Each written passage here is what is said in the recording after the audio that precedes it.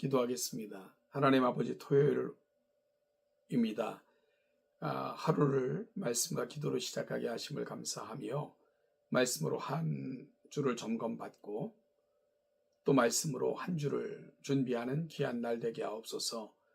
말씀을 읽을 때는 깨닫게 하시고 살아가는 삶에서는 기억나게 하시고 살아갈 때는 행할 수 있는 용기를 주옵소서. 예수님의 이름으로 기도하옵나이다. 아멘. 오늘 보신 하나님의 말씀은 야고보서 3장 1절로 12절입니다. 야고보서 3장 1절로 12절을 같이 읽겠습니다. 내 형제들아, 너희는 선생된 우리가 더 큰 심판을 받을 줄 알고 선생이 많이 되지 말라. 우리가 다 실수가 많으니 만일 말에 실수가 없는 자라면 곧 온전한 사람이라 능히 온 몸도 굴레 씌우리라. 우리가 말들의 입에 재갈 물리는 것은 우리에게 순종하게 하려고 그 온 몸을 제어하는 것이라. 또 배를 보라. 그렇게 크고 광풍에 밀려가는 것들을 지극히 작은 키로서 사공의 뜻대로 운행하나니 이와 같이 혀도 작은 지체로 돼 큰 것을 자랑하도다. 보라, 얼마나 작은 불이 얼마나 많은 나무를 태우는가. 혀는 곧 불이요 불의의 세계라. 혀는 우리 지체 중에서 온몸을 더럽히고 삶의 수레바퀴를 불사르나니 그 사르는 것이 지옥불에서 나느니라. 여러 종류의 짐승과 새와 벌레와 바다의 생물은 다 사람이 길들일 수 있고 길들여 왔거니와 혀는 등에 길들일 사람이 없나니 쉬지 아니하는 악이요 죽이는 독이 가득한 것이라. 이것으로 우리가 주 하나님을 찬송하고 또 이것으로 하나님의 형상대로 지음을 받은 사람을 저주하나니 한 입에서 찬송과 저주가 나오는도다. 내 형제들아, 이것이 마땅하지 아니하니라. 샘이 한 구멍으로 어찌 단물과 쓴물을 내겠느냐. 내 형제들아, 어찌 무화과 나무가 감람 열매를 포도나무가 무화과를 맺겠느냐. 이와 같이 짠물이 단물을 내지 못하느니라. 아멘. 야고보 장로는 말과 행위라는 주제를 계속 다루어 오고 있는데요. 오늘은 그 중에서 말의 중요성을 우리가 좀 살펴보고자 합니다. 여러분, 행함으로 믿음을 증명해야 된다라고 말한 것은 행함이 그토록 중요하다는 것을 강조한 것이지, 그렇다고 해서 말은 아무 의미가 없다라고 말씀하고 있는 것은 아닙니다. 말은 어떻든 상관이 없다. 이것만큼 무례한 게 없는 거죠. 사실은 세상에서 가장 파괴적인 것, 그리고 어찌 보면 가장 악한 도구가 될 수 있는 것이 우리 입술의 혀이기 때문에 그렇습니다. 과거 우리 속담에 발 없는 말이 천리 간다, 그런 말이 있었는데요. 요즘은 좀 바뀌어야 된다, 그런 말이 있어요.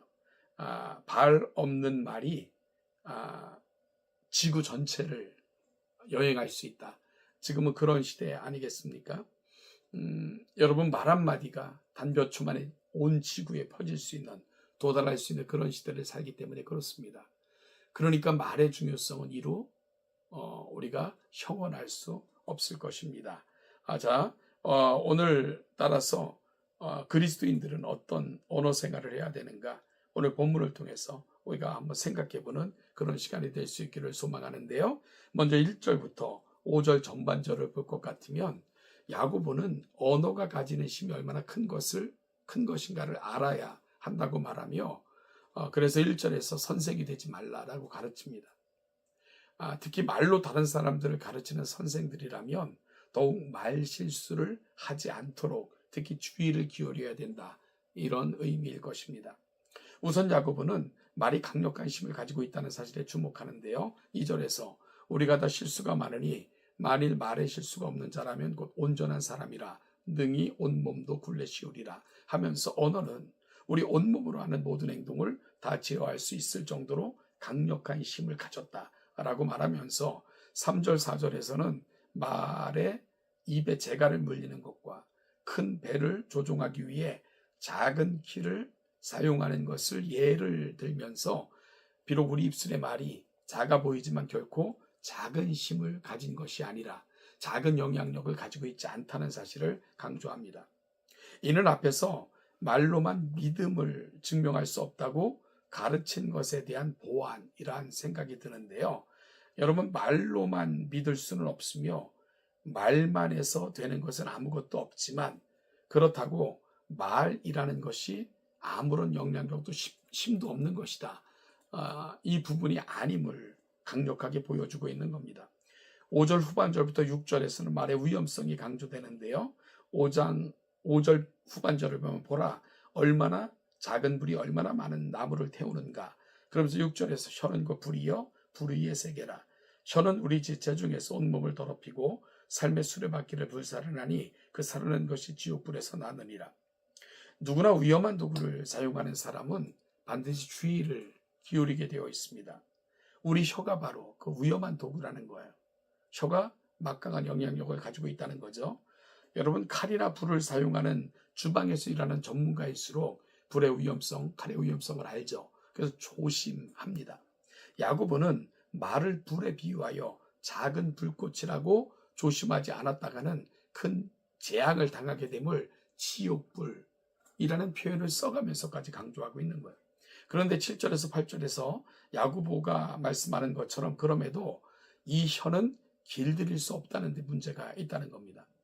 여러 종류의 짐승, 새, 벌레, 바다의 생물 다 사람이 길들일 수 있고 길들여 왔는데 혀가 그럴 수 없다는 겁니다. 이게 심각성 있는 거죠. 여러분, 상당히 깊은 식견을 가지고 공부를 많이 한 사람도 혀는 길들일 수 없고 또 말을 잘못하여 문제를 일으킬 수 있다는 사실을 강조합니다.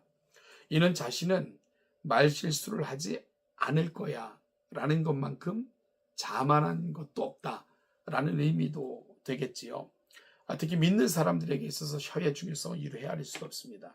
왜냐하면 9절에서 말씀하고 있는 것처럼 이것을 우리가 주 아버지를 찬송하는 도구이기 때문입니다. 그런데 우리가 아는 것처럼 가장 거룩한 것이 타락하면 가장 더러워집니다. 여러분, 이 거룩한 도구로 9절 후반절 말씀처럼 이것으로 하나님의 형상대로 지음을 받은 사람을 저주할 수도 있다.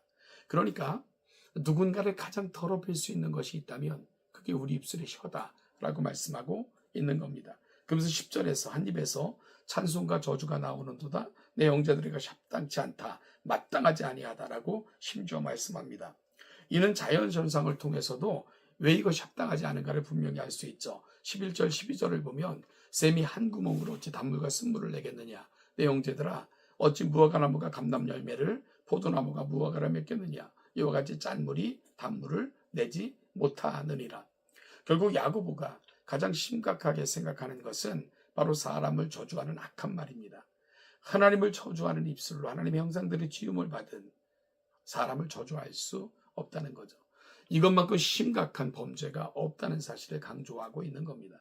심지어 예수님께서는 마태복음 5장 22절에서 나는 너에게 이르노니 형제에게 노하는 자마다 심판을 받게 되고 형제를 대하여 나가라 하는 자는 공회에 잡혀가게 되고 미련한 놈이라는 자는 지옥불에 들어가게 되리라. 여러분, 물론 다른 이방 종교처럼 말에 주술적 의미가 있다. 그것을 말씀하고 있는 게 아닙니다. 지금 우리가 하고 있는 작업이 뭡니까? 참된 믿음 그리고 온전함에 이르는 믿음을 살펴보고 있는데 이 입술의 말은 우리의 그 온전함에 이르지 못하는 믿음을 가장 쉽게 만들어내는 도구라는 겁니다. 따라서 이 말이라는 것은 너무너무 중요한데 이 말로 인하여서 우리가 하나님으로부터 떠날 수 있다는 것 그리고 하나님의 형상대로 지음받은 사람을 저주한다는 것은 있을 수 없는 거다 하는 사실을 강조하고 있는 겁니다. 사람이 말을 하지 않을 수는 없죠. 그리고 사람들은 말에 의해서 움직입니다. 아무리 말로만 신앙을 증명할 수 없다 하더라도 여전히 언어 생활은 중요하며 언어에는 강력한 힘이 있다는 사실을 부인해서는 안 됩니다.